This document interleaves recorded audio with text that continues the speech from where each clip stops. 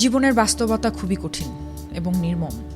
সমাজে আমরা সবাই চাই স্বীকৃতি, সম্মান আর ভালোবাসা, কিন্তু এই সমাজের একটি কঠিন দিক হলো কেউই আপনার সংগ্রাম, কষ্ট কিংবা পরিশ্রম দেখতে চায় না। তারা শুধু দেখতে চায় আপনি কোথায় পৌঁছেছেন। সফল না হওয়া পর্যন্ত অধিকাংশ মানুষ আপনার অস্তিত্বকে গুরুত্ব দেয় না।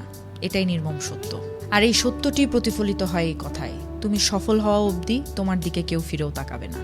শিশু থেকে শুরু করে তরুণ পর্যন্ত প্রতিটা মানুষই জীবনে কিছু না কিছু করতে চায়, কিছু পেতে চায়। কিন্তু যখন কেউ নতুন কিছু শুরু করে, তাকে সবাই উৎসাহ না দিয়ে প্রশ্ন করে, সংশয় প্রকাশ করে। তখন খুব কমই মানুষকে দেখবেন এগিয়ে আসতে, সাহস দিতে বা পাশে দাঁড়াতে।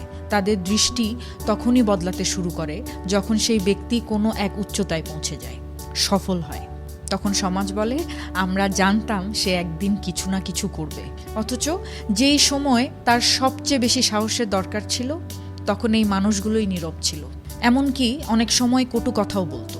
বিশ্ববিখ্যাত বিজ্ঞানী থমাস আলভা এডিসন হাজারবার ব্যর্থ হয়েছিলেন বৈদ্যুতিক বাতি আবিষ্কারের জন্য, কিন্তু যখন তিনি সফল হলেন তখনই সবাই তার প্রশংসায় পঞ্চমুখ। ঠিক তেমনই অনেক কবি, সাহিত্যিক কিংবা শিল্পী জীবনের একটি দীর্ঘ সময় অস্বীকৃত অবস্থায় কাটিয়েছেন।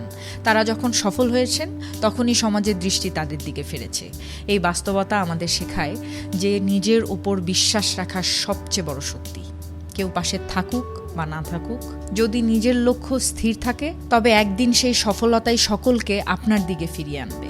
তাই দুঃসময়ে হতাশ না হয়ে নীরবে দৃঢ় মনোবলে নিজের কাজ করে যেতে হবে, কারণ সফলতা যখন আসে তখন ইতিহাসও আপনার নাম মনে রাখে।